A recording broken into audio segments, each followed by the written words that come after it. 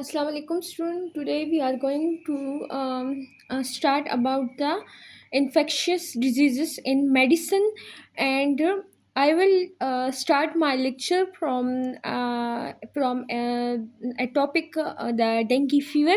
And today I am going to discuss a scenario about the dengue fever, and then we will move towards our topic. So the scenario is that a 25-year-old male from Karachi. It's mean the patient is from Pakistan, and he had a cheap complaint of fever, headache, severe muscle pain, and rash. He had a cheap complaint of fever, muscle aches, muscle pain, and a rash for 5 days. There was no splenomegaly, no lymphadenopathy, and on examination, and there was thrombocytopenia in the lab finding, and TLC was 32 per cubic meter. So what is the diagnosis? Our diagnosis is dengue fever, and I will justify my answer that the patient had high grade fever. With high grade fever, he had abdominal pain as well as he had a rash, due to which I will suspect the a dengue fever. A young factory worker arrived from Lahore. Again, the person is from Lahore, means from Pakistan, and Pakistan is endemic for dengue fever and for malaria as well.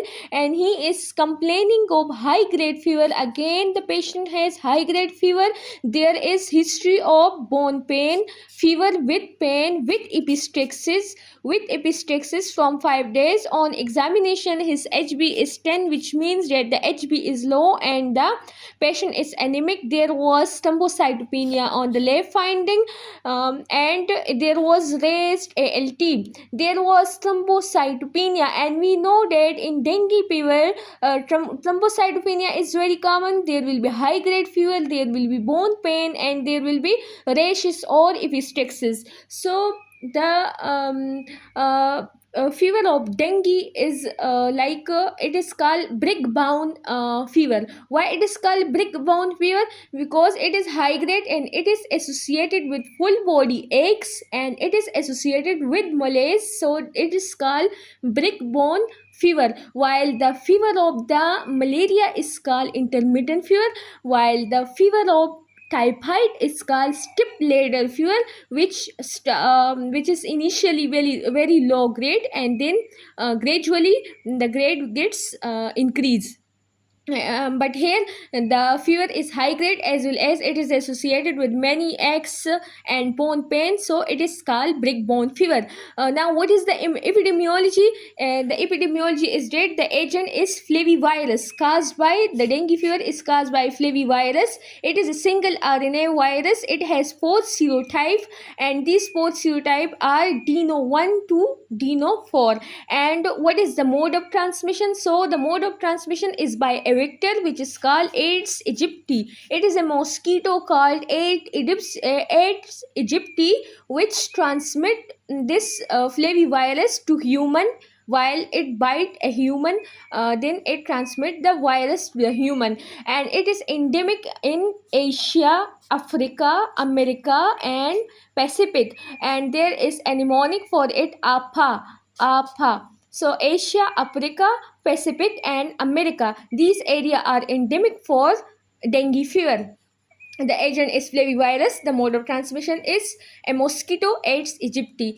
And where the breeding places of this mosquito, where this mosquito breeds, it breeds in standing water, in water based air cooler, and tire dumps. And age affected by the dengue fever, before it was thought that dengue fever was more common in children, and it was the fever were associated with dengue hemorrhagic fever and dengue shock syndrome. It was more common, the hemorrhagic fever as well as the shock syndrome was common in the age group of 2 to 15 year, and the fever was common in small children. Just the dengue fever without this complication, only the fever was common in small children, while the dengue hemorrhagic fever and the dengue shock syndrome were common in age group of 2 to 15 year, but nowadays it is common in less than 2 year, as well as it is common in more than 16 year up to the 45 year. And it has greater fertility rate in women. In women it has a greater fertility rate, and it is common in both age group, in both extreme, in child as well as in old. The incubation period is up to 2 to 7 days.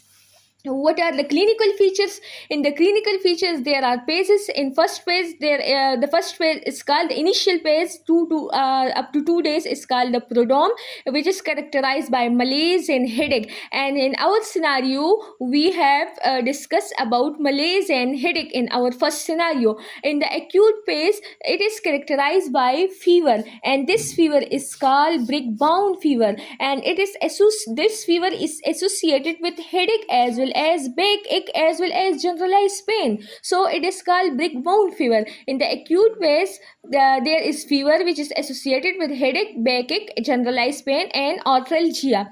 And this fever is called saddleback fever. It means that it break on 4th and 5th day, but then comes back and continue for 7 to 8 day. The fever is also called saddleback fever. Saddleback means that it breaks on 4th and 5th day, but it comes again and it continues for 7 to 8 days. The fever is followed by rash.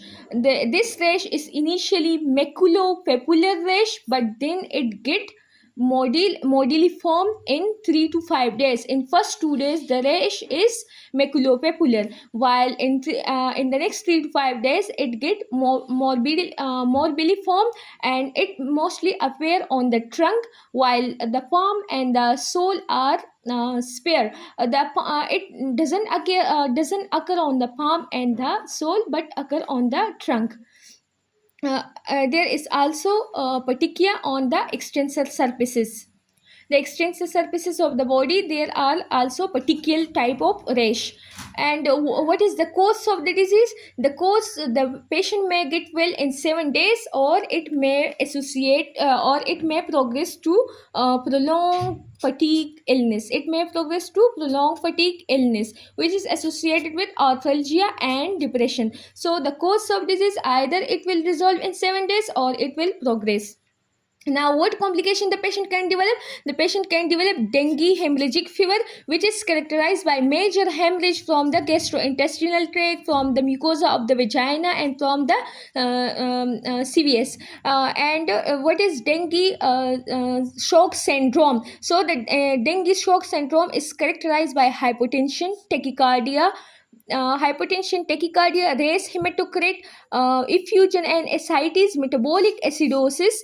The shock syndrome is characterized by hypotension, tachycardia, metabolic acidosis, ARDS. And what are the systemic complications? It can cause conductive deafness in ear. It can cause DIC, disseminated intravascular coagulation in the blood system, because it can result in hemorrhages, and hemorrhages, as a result of hemorrhages, the platelet and the coagulating system get activated and result in DIC.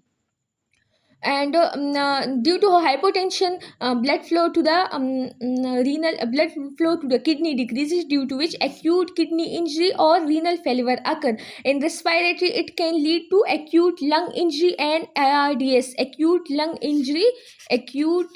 injury and ARDS. In CVS, it can lead to arrhythmias due to shock. It can lead to potassium loss, and potassium loss leads to hypokalemia and can cause arrhythmia. It can cause cardiomyopathies. In CNS, it can cause impaired consciousness, meningoencephalitis, and seizure. And it can cause liver impairment, race, ALT, and AST. While in the gastrointestinal tract, it can lead to pancreatitis and can lead to raised liver enzyme. There is also vertical transmission within 7 days if the female has a baby born 7 days ago.